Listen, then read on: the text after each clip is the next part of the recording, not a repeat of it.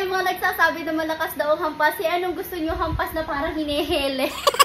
Hi guys! So today, let's talk about this video.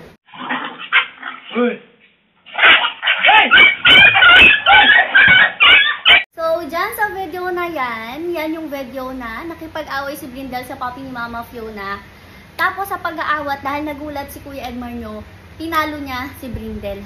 Okay, so andito kami ni Mother para ibigay yung side namin. Since ang dami sa inyo nag-comment at actually, sa comment 50-50 talaga. So, meron mga nagagalit na pinalo, hinampas, parang sinaktan, ba't daw sinasaktan, huwag daw paluin, masyado daw malakas yung palo, kawawa daw yung aso. And meron din naman mga comments na nagsasabi na normal naman talaga na paluin ang mga aso when it comes to discipline. So, for our side, eto yung masasabi namin. Ay, wait, mag-usap pa lang muna ako ng mga comment. So, eto mga comment na nabasa ko, dito lang ako mga natatawa. So, may isa nag-comment, sabi niya, di lahat ng content nyo maganda, minsan tratuhin nyo naman na maayos sa mga aspins. Ako hindi ganyan trato ko sa mga alaga ko, susuwayin, di maayos, di yung hampas ng malala, buwisit. So, isa lang yon sa mga napakaraming nag-comment na galit sila kasi hinampas or pinalo nga natin si Brindel. Pero kada may comment kasi na ganyan, ang dami rin nagka-counter. Hindi ako ay ang reaction ng mga nandito sa comment. May tamang way kasi ng pagpigil or pag-away or pagkat ng aso. Educate yourself din. Kasi marami kayong dog. Kasi lalo't marami kayong dogs, dapat i-grab sa collar or back neck nila or sa legs nila, hindi yung papalo na napakalakas. Nag-comment naman si Lourdes, ma'am, sa ganung sitwasyon, kukuha pa kababa ng collar para maawat sila. Bago mo sabihin, educate yourself, pag biglaan, di agad yun uunahin. Siyempre, dapat unahin nyo na maawat agad sila. Kahit ba sabihin mo na i-grab sa neck or sa legs, hindi agad yun ang unang magagawa or maawat ang mga aso nag-aaway. Just saying po, at sa mga vlogs sila, marami silang tinutulong ang mga aspin. Dapat maging mapagmatsyag ka rin bago ka magbigay ng comments. So, nasabi na doon, lahat ng mga gusto din namin i-point out. Unang-una, ayan, sa mga nagsasabi na dinidiscriminate daw namin ang mga aspins kasi walang lahi, keso ganyan. Grabe, hindi ko ma-explain kung paano nyo nasasabing discrimination yon dahil lang sa isang video. Kung manonood kasi kayo ng mga videos namin, guys, may bata sa gilid namin habang nag-ano kami. So, kung may maririnig kayo mga enge-enge sa bata yon. Anyways, kung mapapanood yun sa mga vlogs namin, at ang dami rin nagsabi dyan sa comment section na ang dami nga namin tinutulungan na mga aso. Especially aspins. Sobrang dami na namin na-rescue. Not just aspins, pushpins, mga tinatapon, mga kinakawawa, yung iba dinadalat mismo sa amin para i-give up. Since i-give up na nila at kami na yung bahala sa kanila. Tapos inihahanap namin sila ng forever home. So hindi namin alam kung bakit dahil lang sa isang video. Galit na galit kayo at agad-agad din i-discriminate na agad yun para sa inyo. Para sa amin, kahit kasi sa amin, kahit sa mga tao guys, at kahit kami habang lumalaki kami, alam niyo ba ang pagdidisiplina sa amin na mother, kung hindi kami masaway sa salita, paano talaga agad? Totoo yan.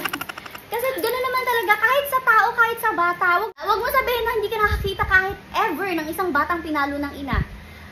Ang pagpapalaki mo sa anak mo, kung paano mo disiplinahin yung anak mo, mapatao man yan or mapahayop, ay nakadepende na sa'yo.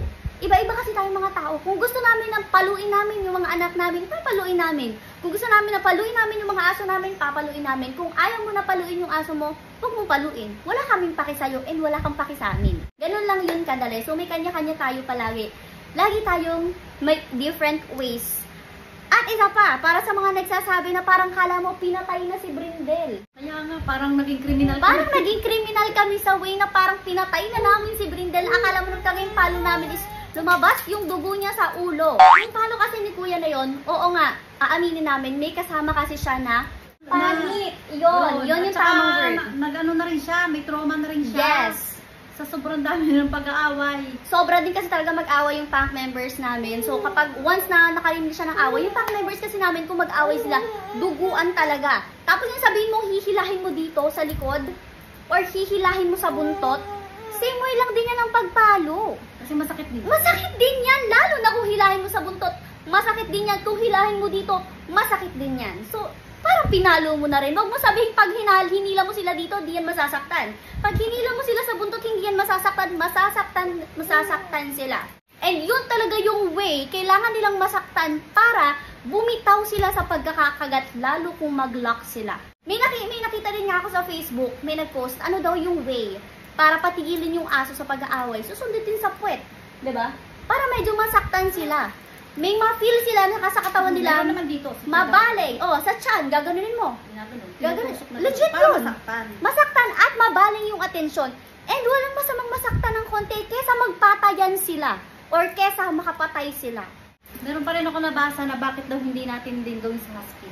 Ay! Alam mo yung si Chanel? Nung nag-away si Chanel at saka kinagat niya si Mustang na si Mustang ay papi pa. Yes. Pinalo talaga na yan. Matinding palo rin ang natanggap ni Mustang ni Chanel. And ever Chanel. since, never na siyang nakipag-away sa mas mali sa kanya. Mula nung Hindi na. pinalo talaga na yun. Dati talaga, diretso kagat siya. Ngayon, hindi. Lalapit lang siya ganyan, magtatapang, pero hindi siya makikipag-away. So, malaking bagay yung palo. At kahit sabihin nyo na, siguro nga hindi nyo nakikita na hindi namin madalas pinapalo yung pack members. Kasi naman, yung pack members natin, hindi naman nag-aaway ng sobrang tinding-tinde na naaabutan natin. Ilang beses pa lang nating abutan na may video na nag-aaway, di ba? Ilang beses pa lang. So, di nyo nakikita ang pinapalo namin. Actually, ang pack members natin, umihilang ng mali. Umihilang sa lamesa. Si Hercules, palo yan ng matindi. Pinapalo ko yan. Mali kasi yun. Kasi imagine yung ilang beses na namin siyang tinuruan, hindi niya na-get. So, palo na yun, diba? Ihilang yun ng mali. Palo talaga agad yun. Pero hindi ibig sabihin papatayin namin sila sa palong na yun. It's just our way para madisiplina sila. So, educate yourselves din. Kasi kung sasabihin nyo sa amin na educate ourselves din na iba't iba tayo ng pamamaraan, mapatao man or mapahayop yan, diba? May nag-comment pa din na aspin lang daw kaya daw ginagarutin ng O, diba? Sobra. Tingnan nyo sa comment nyo, sino yung nandidiscriminate? Kami o kayo? Kayo na mismo yung nagsasabing aspin lang. Never namin sinabi na aspin lang yan, kaya paluin natin yan. No. Kayo mismo yung nagsasabi at kayo yung nagpupush na kayo yung nagpapalabas na discrimination yung ginagawa namin. Wherein in fact hindi, kasi alam nyo naman kung gaano rin namin kamahal ang mga aspins. Nag-rescue kami. Pare-pareho lang yung aso para sa amin. Yes, alam nyo ba napakalaking risk ng pag-rescue kung meron kang dogs talaga na ilaalagaan ng sobrang dami. Kasi may possibility na yung ni-rescue mo makahawa sila sa sobrang dami or sa ibang mga dogs. Pero ginagawa namin ang pag-rescue pa rin. Bakit? Kasi syempre mahal din namin lahat ng aso may lahiwan or wala. Ang galing lang kasi talaga ng mga tao magsalita. Ay, porket aspin yung porket. Feel nilang may point sila. Kasi maraming tao yung talagang totoo namang nagdi-discriminate sa mga aspins. Pero bakit kami yung sasabihan nyo, kami na nga mismo yung tumutulong sa mga aspins na hindi nyo iniintindi, na hindi nyo inaalagaan, na magkagalis lang gini-give up nyo na. Kami yung nag-aalaga sa kanila. Kami yung nag-iintindi sa kanila hanggang sa kaya namin. Ganyan kasi talaga yung mga tao, may makita lang silang isang mali sa'yo, wala na, sirang-sira ka na para sa kanila. At hindi na nila talaga titingnan, magbubulag-bulagan sila sa mga magandang nagawa mo. Ito pa, may mga comment pa ako nabasa, nakakatawa. At ito yung mga sumang-ayon at ang sabi nila, sila rin mismo ay pinapalo nila yung kanilang mga fur babies. Normal na mapalo or mahampas ng ganun kasi ako na-try kong umawat ng normal na awat sa aso, ang ending ako yung nakagat. Tama. Tama po. Makakagat ka talaga kung aawat ka na parang wala lang, na parang lalay ka lang. Ikaw talaga yung makakagat. Sabi naman ni Lorena Capuno, ganun talaga ganyan dito sa bahay kapag nabibigla ako sa rambulan nila. Ang hirap pa naman awatin. Totoo, sobrang hirap awatin ng mga aso nag-aaway. Minsan yung talaga magiging reaction, hindi naman ibig sabihin ng intention mong saktan. Minsan pag di mo ginanon, di mo maaawat. Nakagat na kami, kaya pag rambulan talaga, di maiwasang mapalo ng ganun. Me, every time my dogs got into trouble, sometimes you need to discipline them with force kasi di naman nila matiintindihan masyado kung sesermonan mo lang. Hi, ang mga comments ng mga feeling dog lovers. Totoo naman. OA yung pagka-dog lover mo, kung galit ka sa mga tao na nagdidisiplina lang naman sa aso nila. Kasi kung totoong dog lover ka, alam mo kung ano yung pagdidisiplina ng ibang tao, respetuhin mo kung paano nila disiplinahin yung mga doggy nila as long as alam mo namang hindi nila pinapatay. Ito yung pinaka nakakatawa. Nakakatawa yung mga nagsasabi na malakas daw ang hampas. Anong gusto nyo hampas na parang hinihele? Which is true. Ang dami nagsasabi, ang lakas daw ng hampas. Palo lang daw yung disiplina. So kung paluin ko si Brindel na, oy Brindel, sa tingin nyo, titigil ba yun sa away?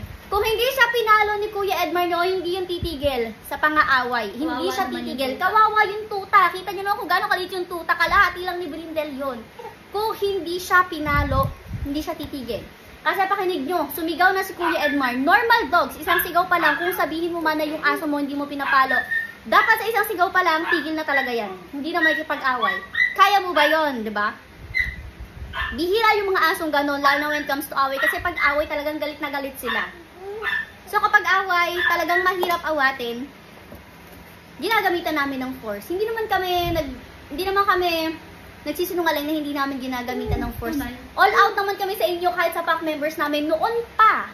Sinasabi naman na ginagamitan namin sila ng force. Kayo lang talaga yung mga ganto nang hindi nyo naman napapanood yung mga videos namin noon. Kaya dapat talaga manood muna, mag-isip muna, huwag mag-judge, huwag magganto masyado. Kasi madalas, mali kayo kapag puro kayo ganito dahil napakadaling mag-comment pero napakahirap para sa inyong manood ng ibang videos namin. Napakadaling man-judge ng mga tao. Okay, so yun lang yung aming masasabi. Alam ko marami lang magagalit dyan sa comment section. Pandali na naman pagka-comment dyan yung iba dyan. Nakapagsalita na rin ako, naging ano ko sa... Yes, meron din siya sa kanyang page. Check yung Facebook page ng yon. Yung aking mga kaikikan, yung mga ano... Yes, yun yung parang mga random videos niya about sa kanya. Siyempre, about din sa pack members, panoorin nyo doon. At least alam nyo din yung side ni Mother. Kasi mostly ako talaga yung nag-speak dito. Kasi naiinis rin ako sa mga comments. So, ayun. Thank you for judging us. Ay, joke lang. So, yun lang guys. Just remember na, masabi ko lang sa inyo, never judge. Kasi, sa one video na yon 1% lang yun ang buhay namin. Parang 0.5% nga lang yun ang buhay namin. So, no to judging. Yun nga yung sinasabi na don't judge the book by its cover. Yes. At pangalawa pa guys, sasabihin ko lang sa inyo, may kanya-kanya tayong way ng pagdidisiplina sa ating mga anak at sa ating mga fur babies. So kung kayo hindi nyo pinapalo, wala kaming pake sa inyo. Kung kami pinapalo namin, wala rin kayong